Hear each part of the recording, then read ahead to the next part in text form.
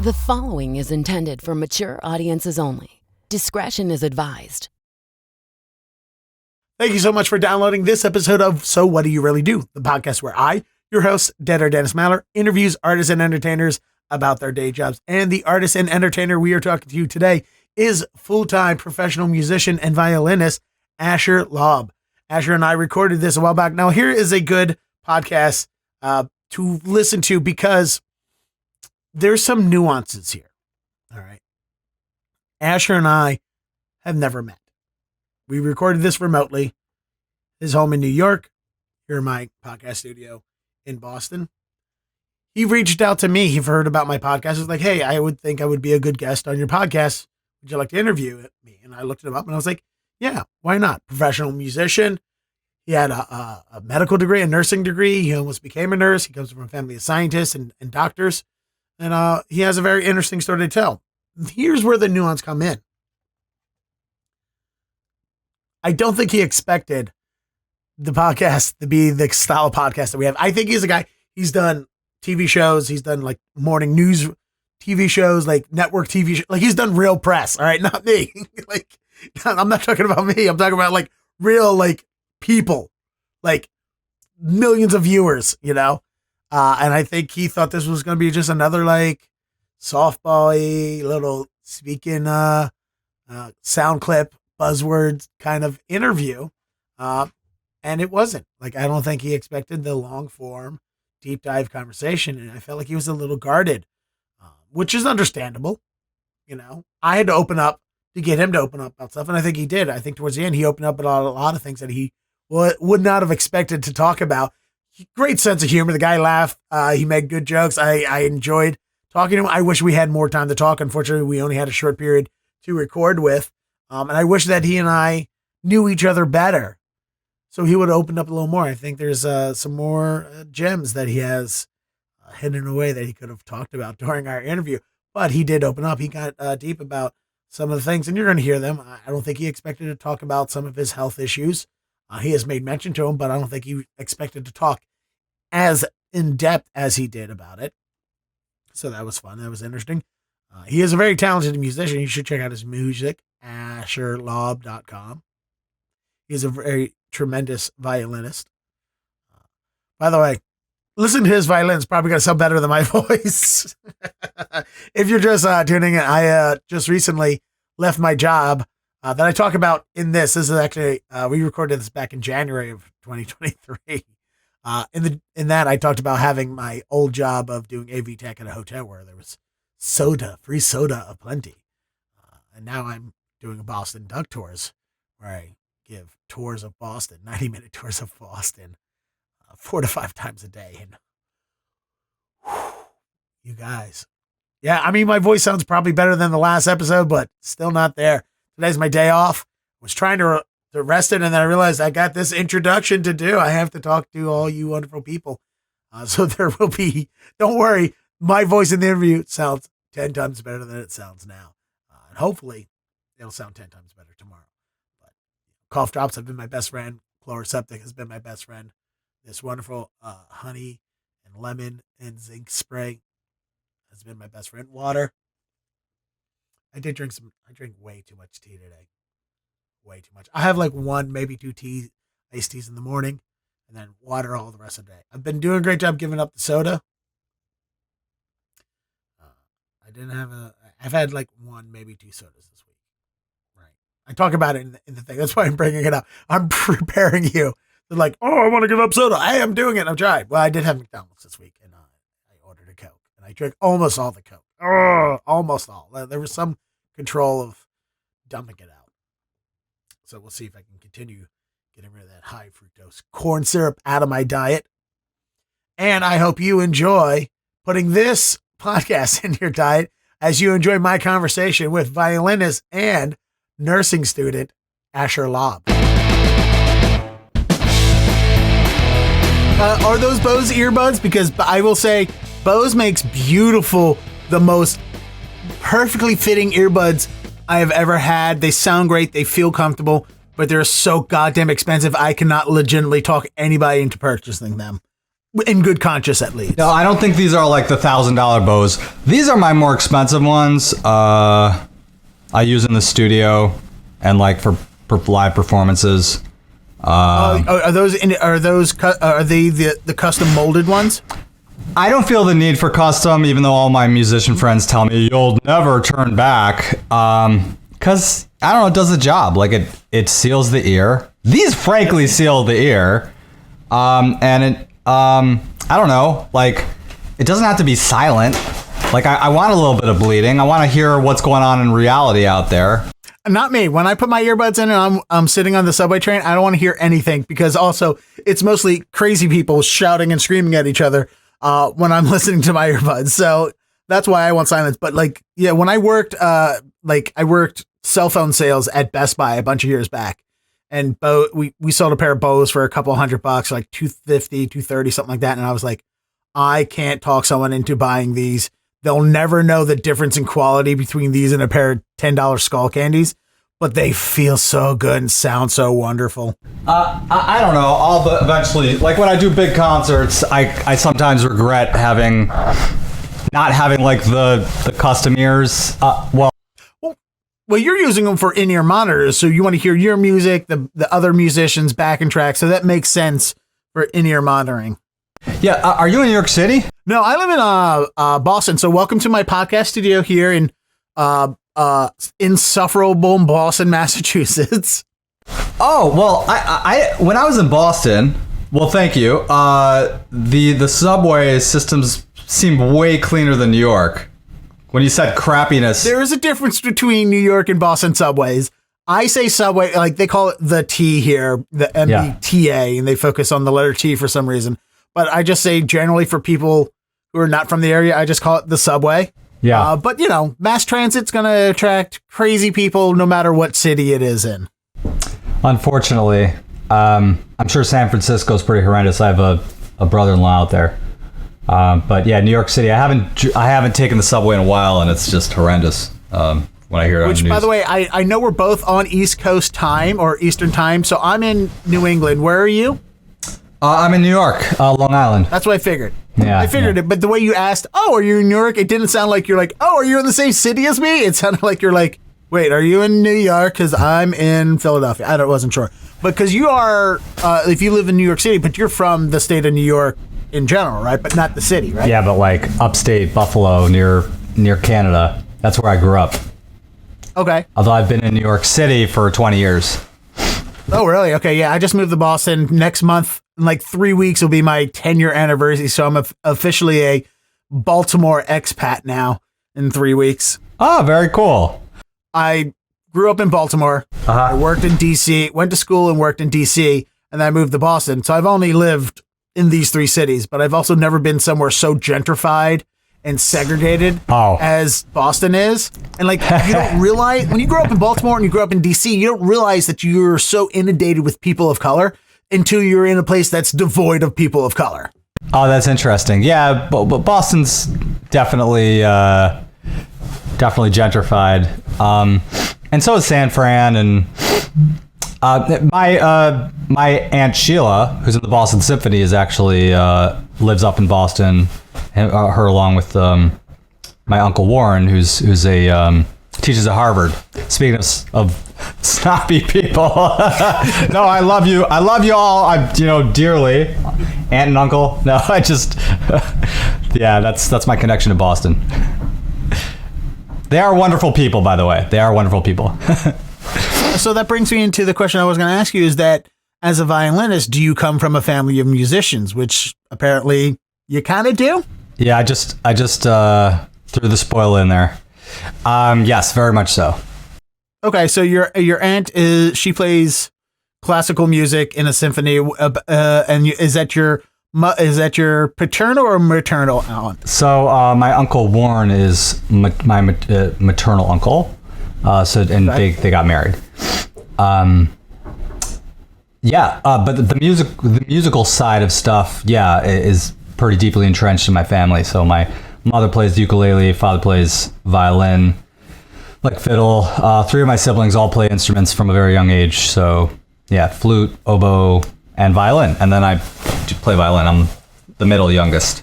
Second from the youngest. Okay, so we have flute, violinist, ukulele, all these 3 violins, small instruments.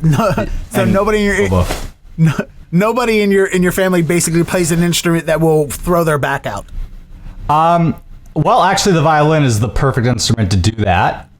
Really? I mean, what's a violin weigh? 4 pounds? Yeah. Well, but and it's, you're right. It's light. Although electric violins are a little heavier, which is why I have the strap around my neck, around my waist.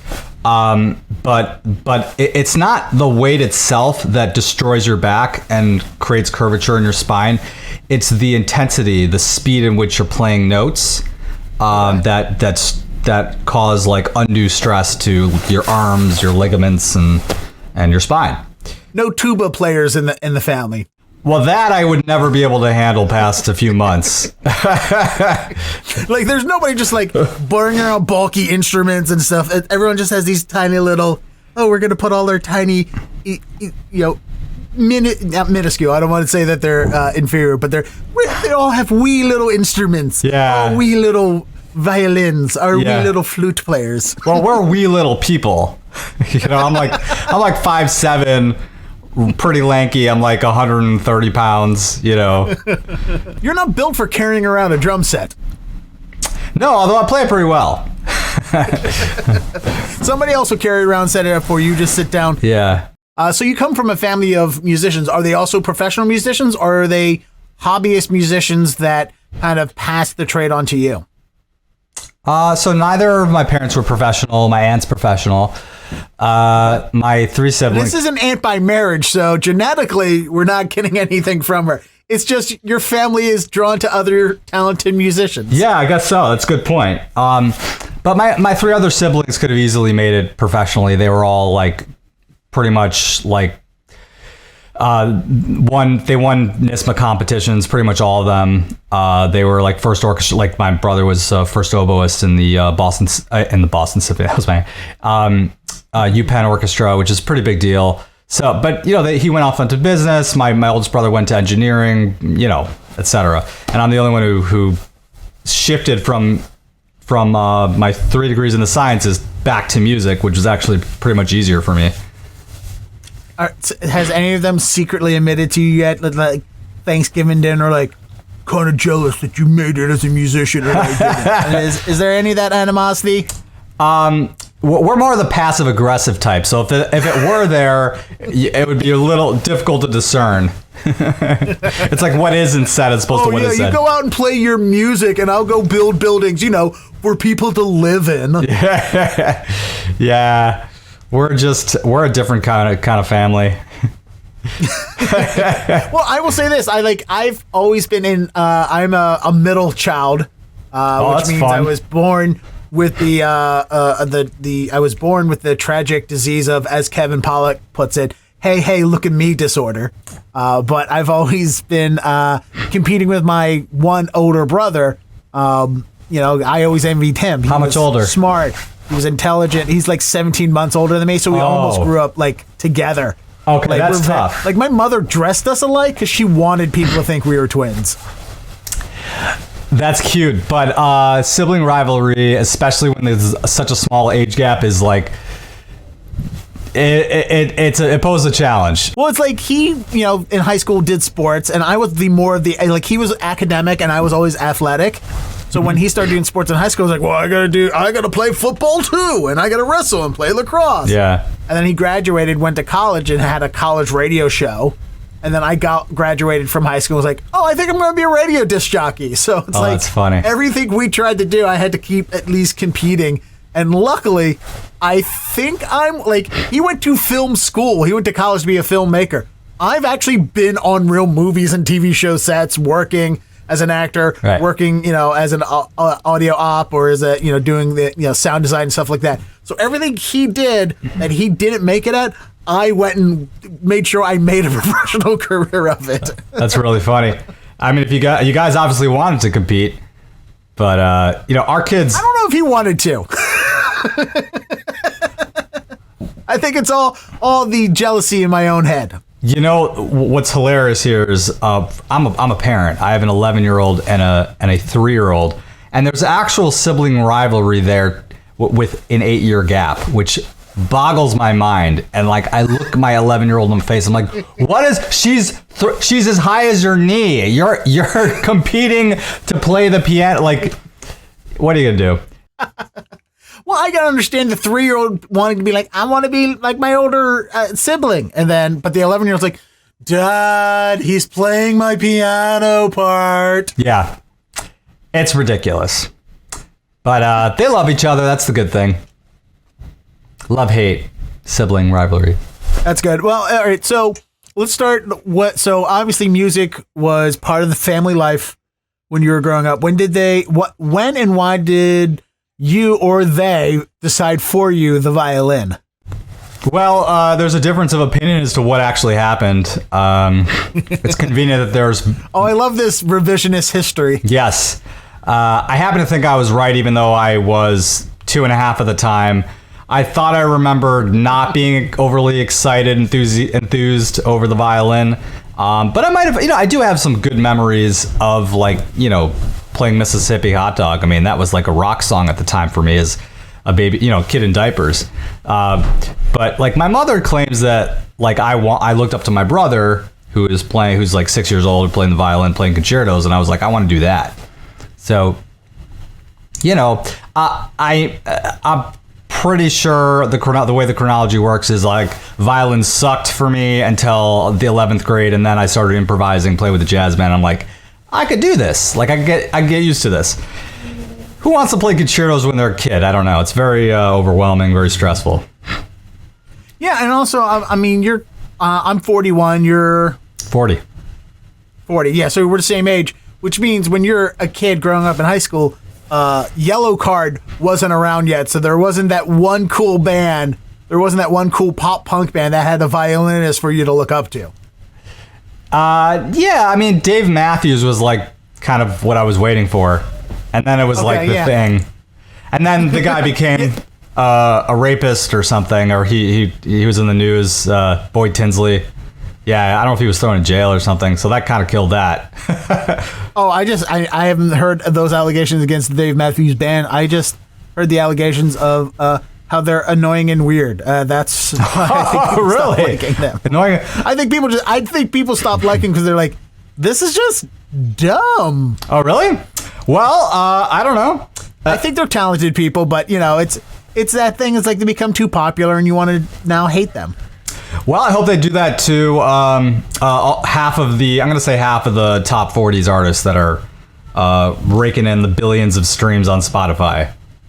I'm not going to mention specific names, but there's a lot of... What is that? What's that one song from his Show Your World, hug up your skirt a little more and show your world to me? Is that Satellite or...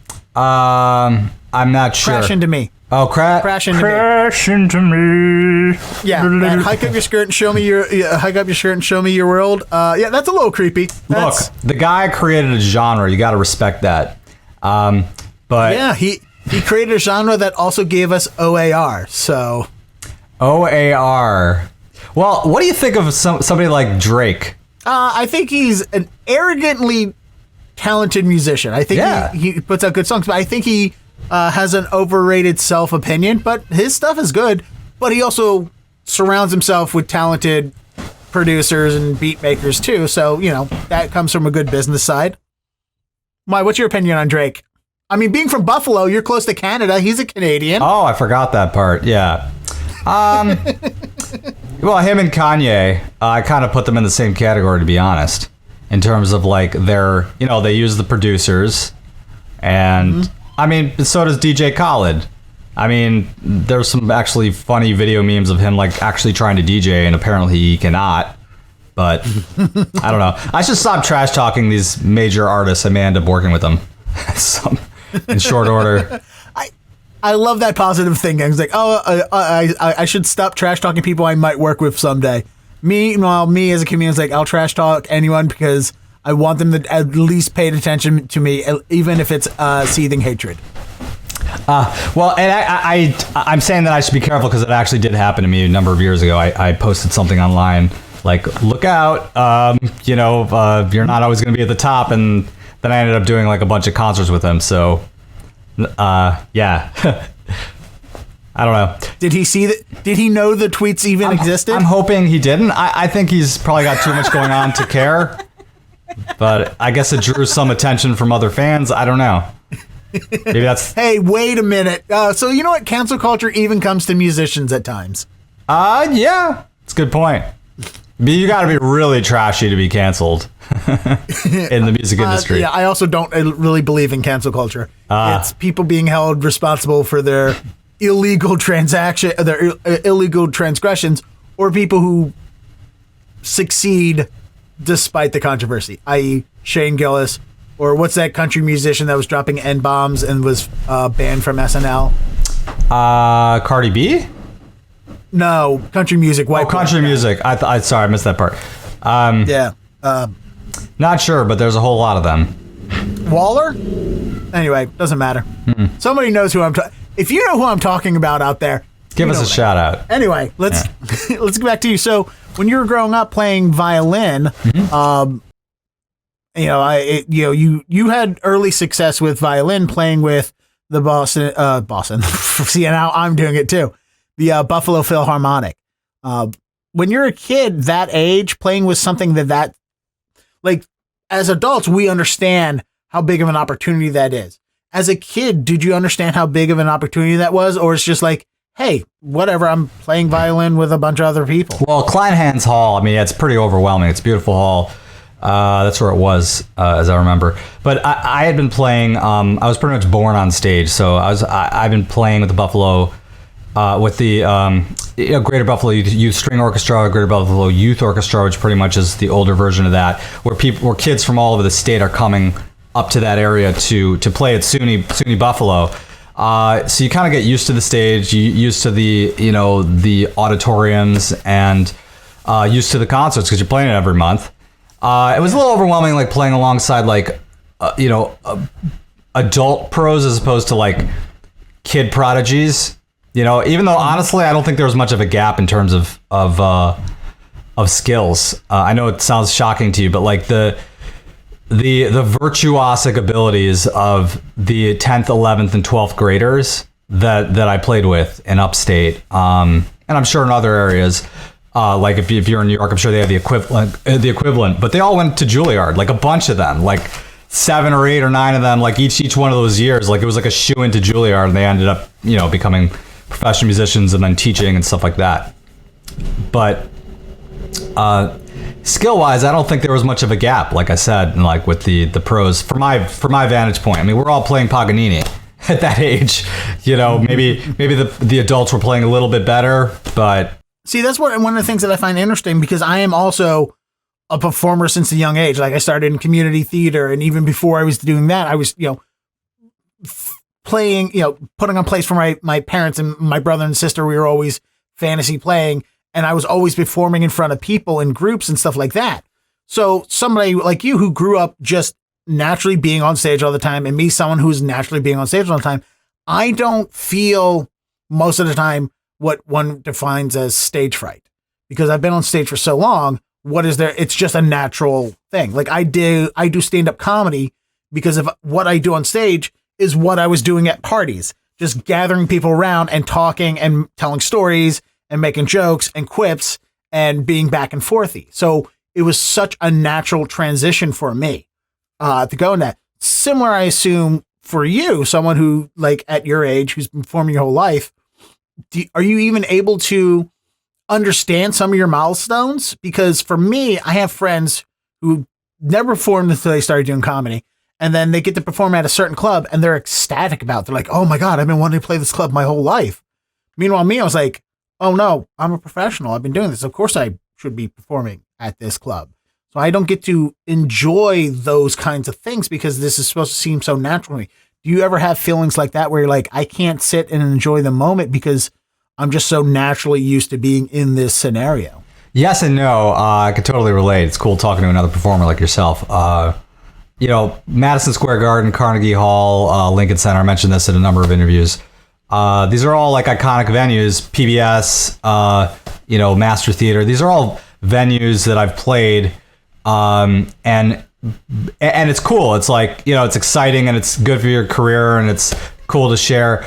But it's also sort of like when you're a pro, this is what people expect from me now. And now it's like more pressure to continue doing those types of venues, which is really hard to sustain when you don't have like a major label backing you or major money.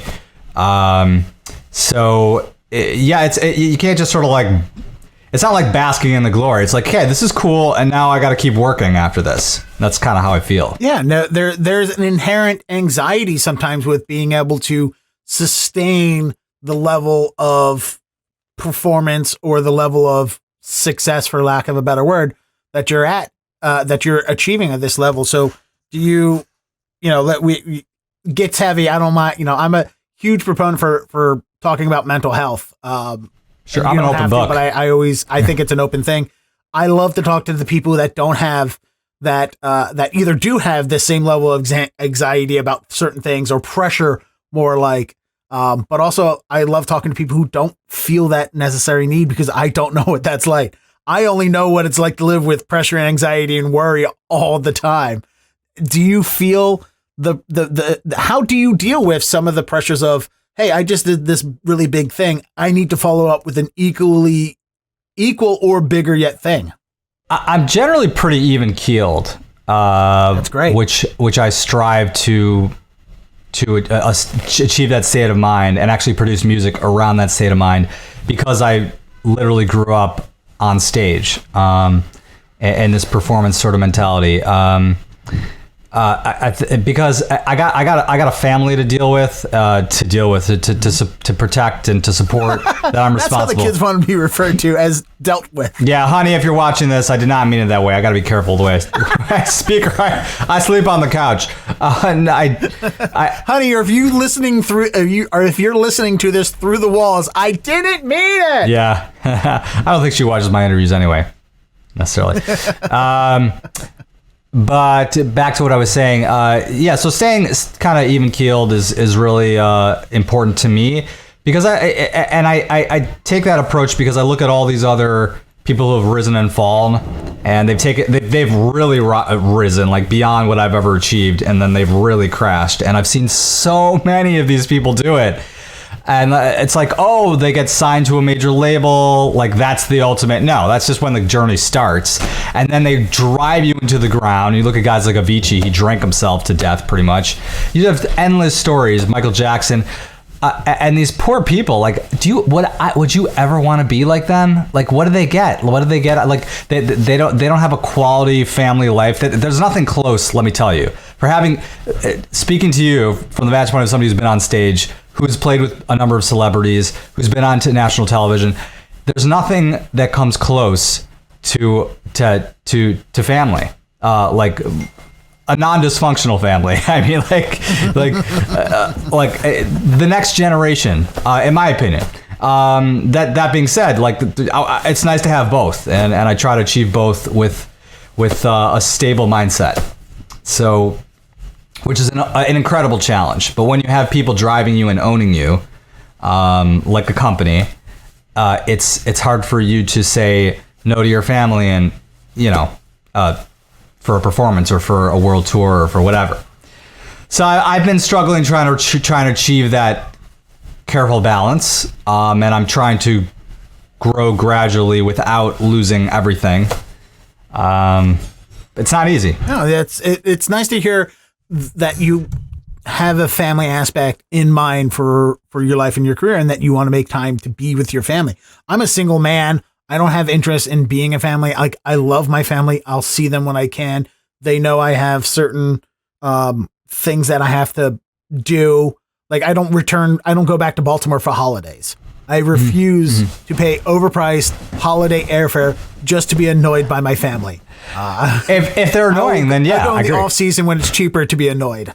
Yeah, I totally get it. Family can be annoying, can be difficult. I've missed all sorts of family events for gigs, but my immediate family is something that is core to me, and that's something I can't necessarily miss. That's excellent to hear, because I have friends who are, most of my friends are musicians, and now a lot of my friends are comedians.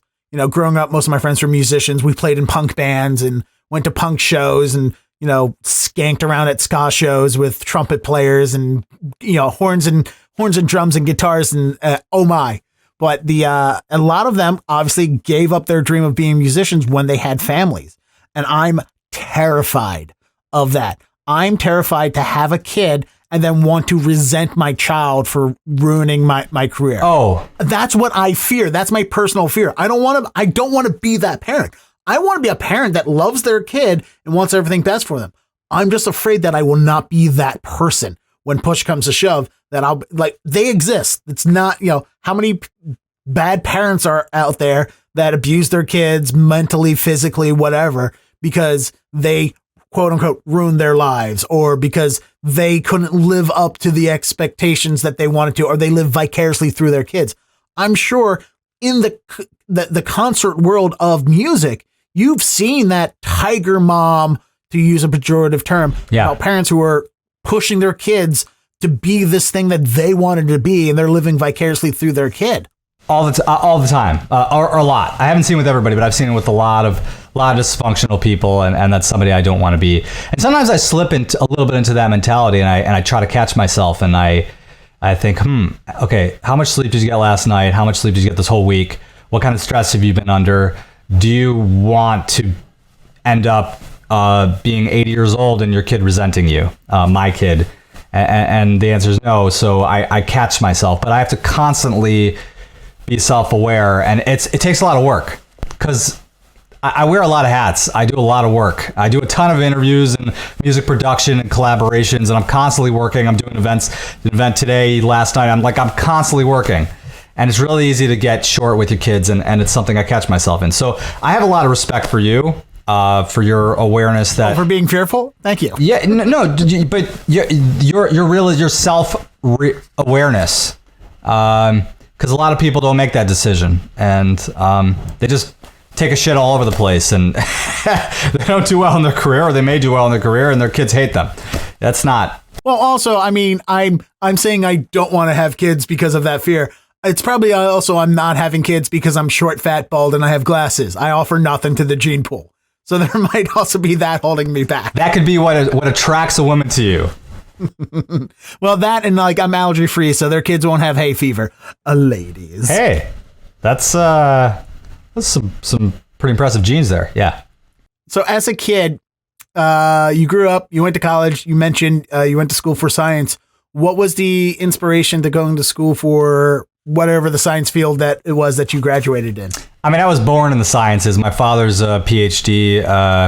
My uncle's an MD. There's just lots of doctors and nerdy people running around my family. So, higher education is. We all went to grad school. So, and it was something I was always interested in naturally, just because your dad's a paleontologist. So, okay, science is an important thing.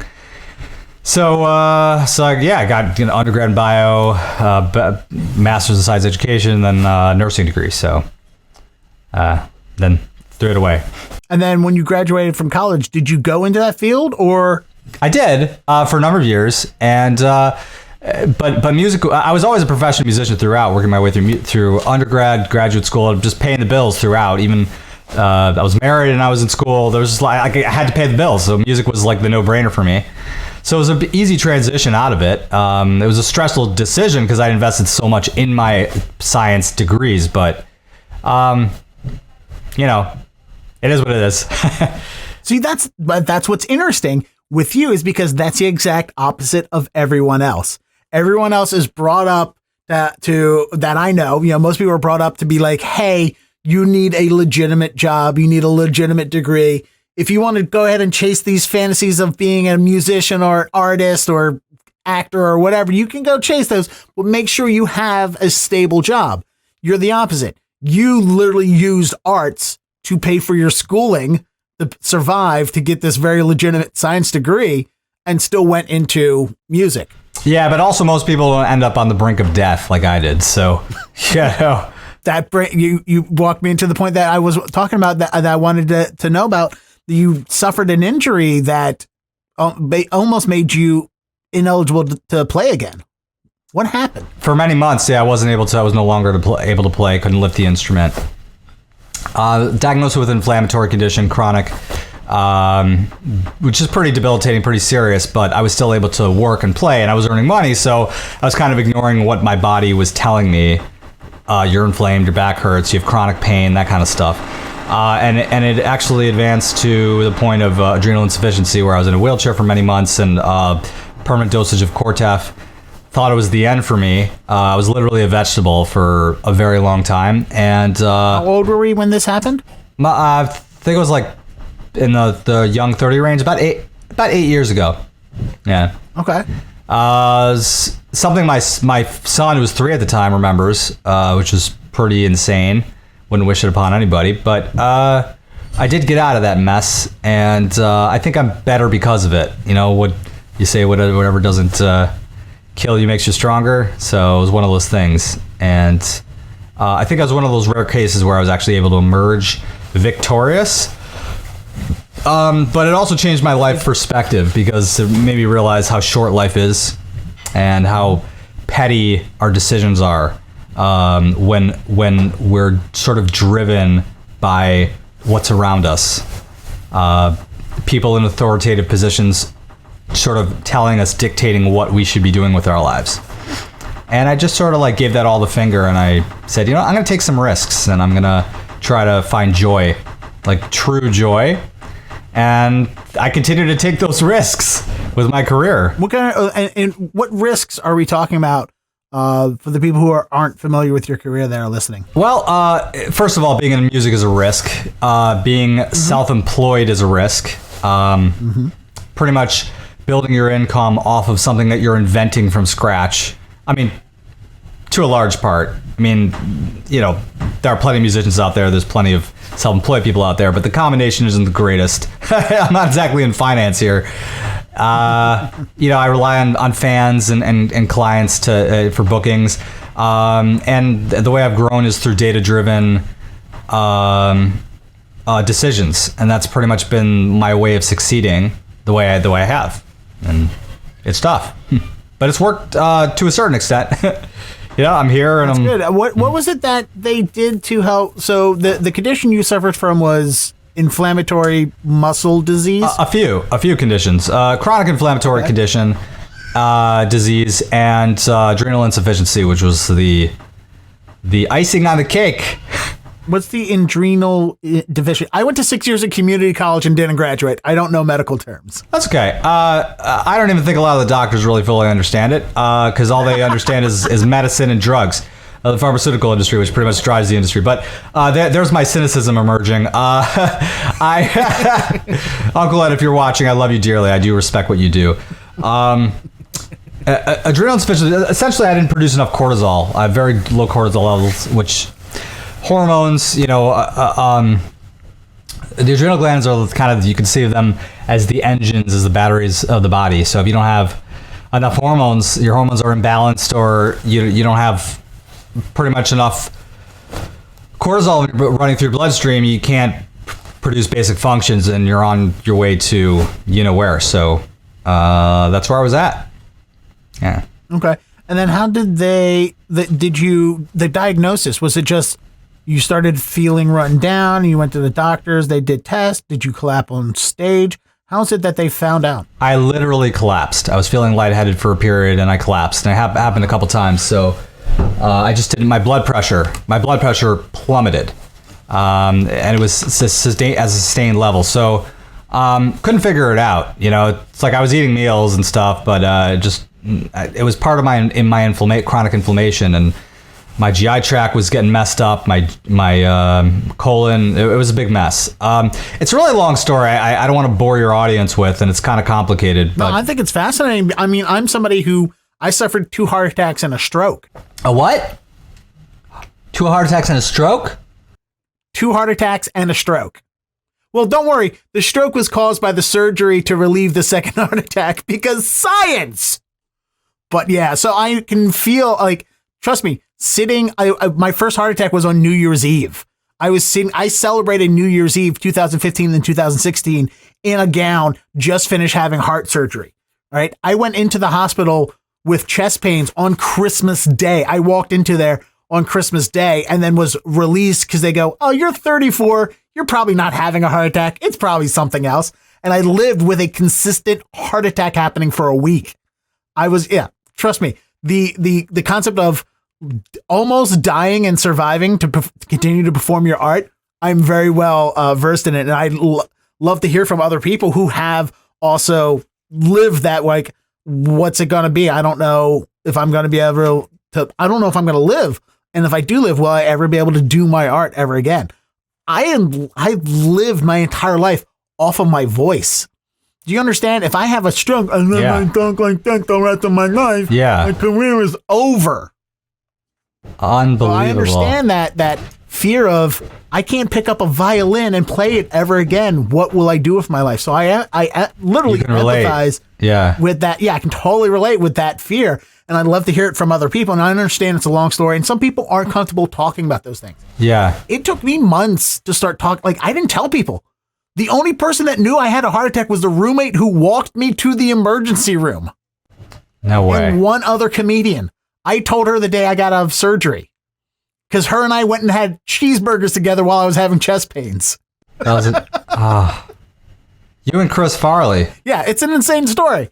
But it took months for me to start making jokes about it on stage, because it takes time to get through those things. So I understand people aren't comfortable talking about these things, but I am curious, what was it that they were able to do to help cure these issues you were having? Was it surgery? Was it physical therapy?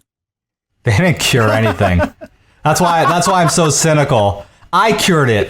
That's what's so lame about this whole story. Hey, look, you're also qualified. You got science. You got a master's in science and biology.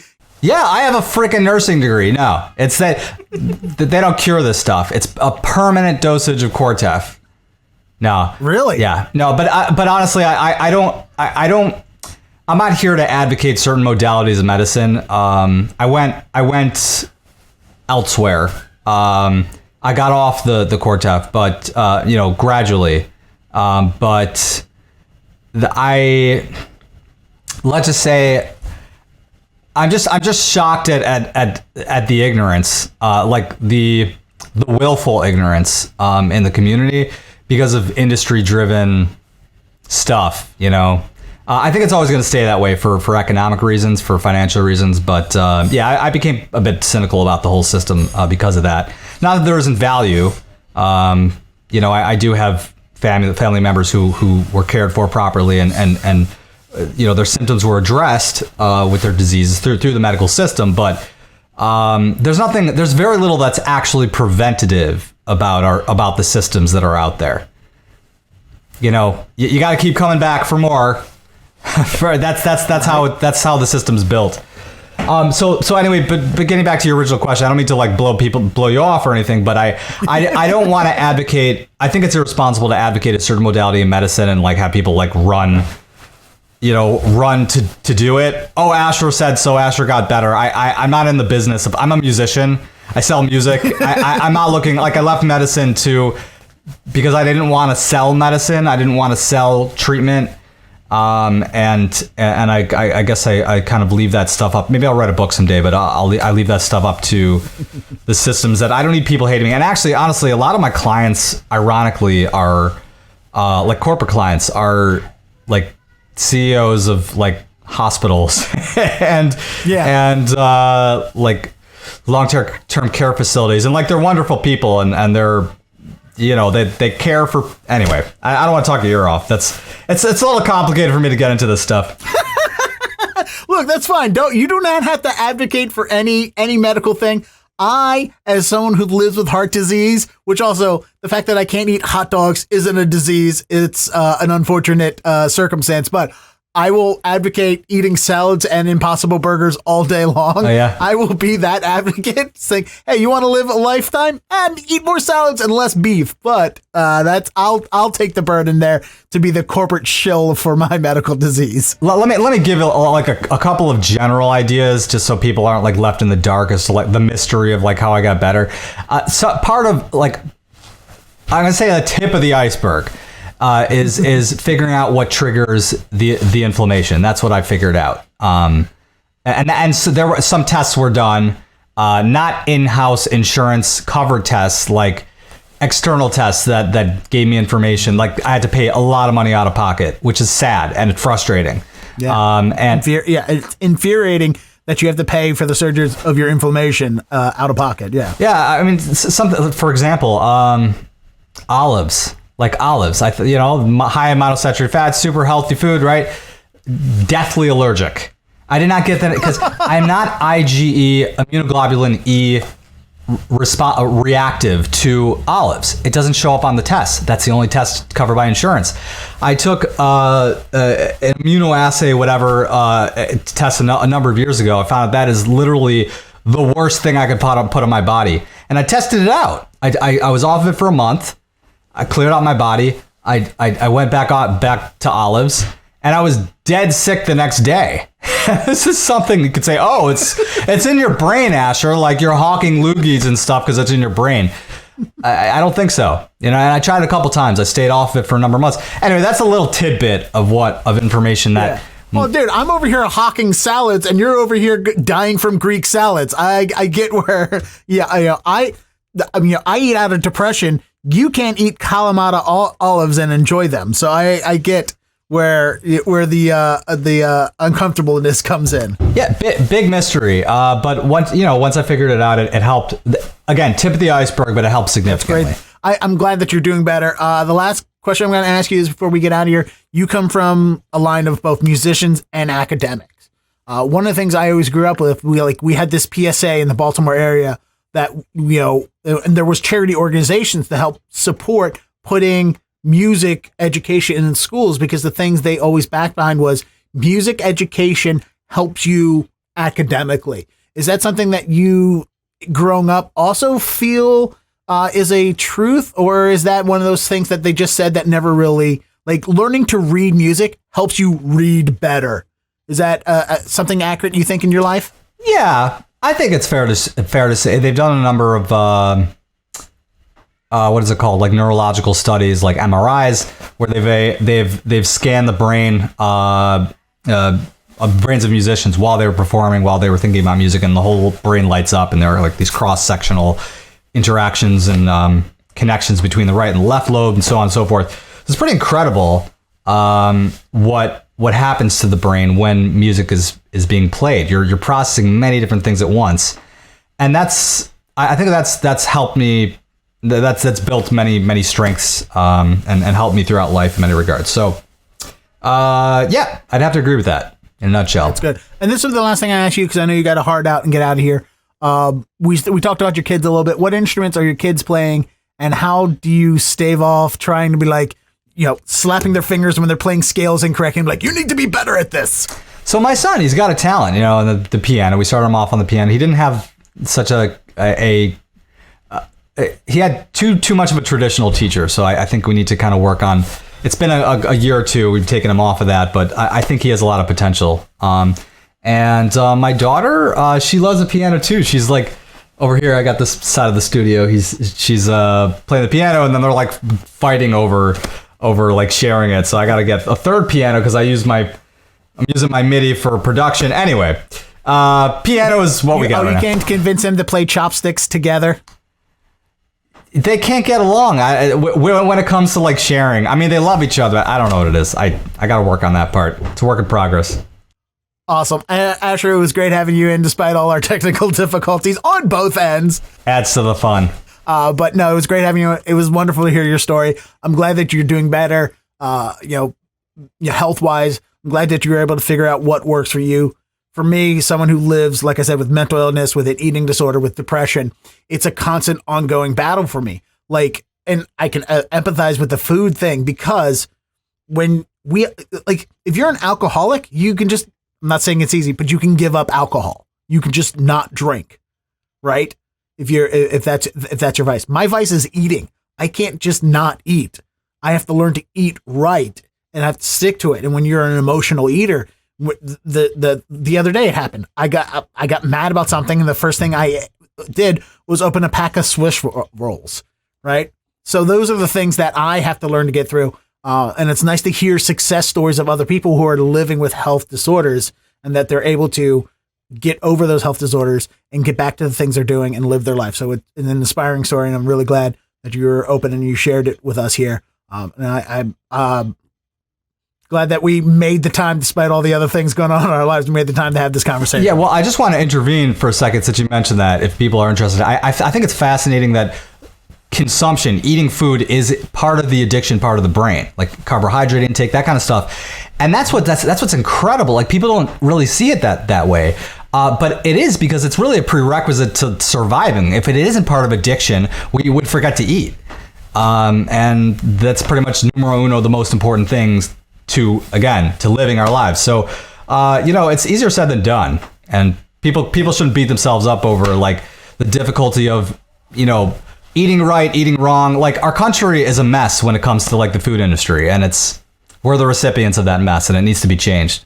That's a political conversation. I'm trying to get myself off high fructose corn syrup drinks, and I can't, just because they're so ubiquitous. I don't even like them.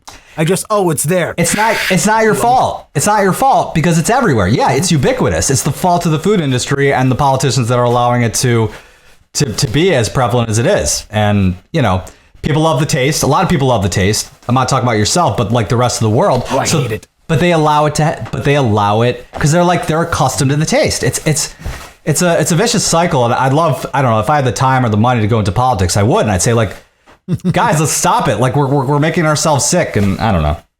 Yeah, it's a whole other conversation. I mean, the drinks with sugar taste better. I like the ones that's made with sugar, they taste better. I like them better. But the high fructose corn syrup ones are there. They make my mouth drier. They don't taste as good. Yeah. But I work in a building that has a cafeteria and there's free soda there. And it's really hard to just move my hand 6 inches to the left and hit water. Yeah. Because it keeps going to Mountain Dew. Well, and it's like synthetic flavors are much cheaper to produce on part of the companies. So why would they, like, if it's legal, why would they not produce it? Like, why would they not want to make millions of dollars more per year if they're permitted to do so? And that is the problem. Yeah. And we could go on for hours about that. In fact, I think Netflix made a documentary about it. Oh, well, there should be many documentaries. Somewhere to go.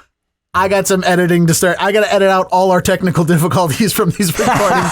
It was lovely having you, talking to you. And when you come to play with the Boston Philharmonic or the Boston Symphony, whatever they call themselves here, reach out and I'll be there in my nice little rented tux, and I'll be watching. You can show up in that shirt. I'd love it.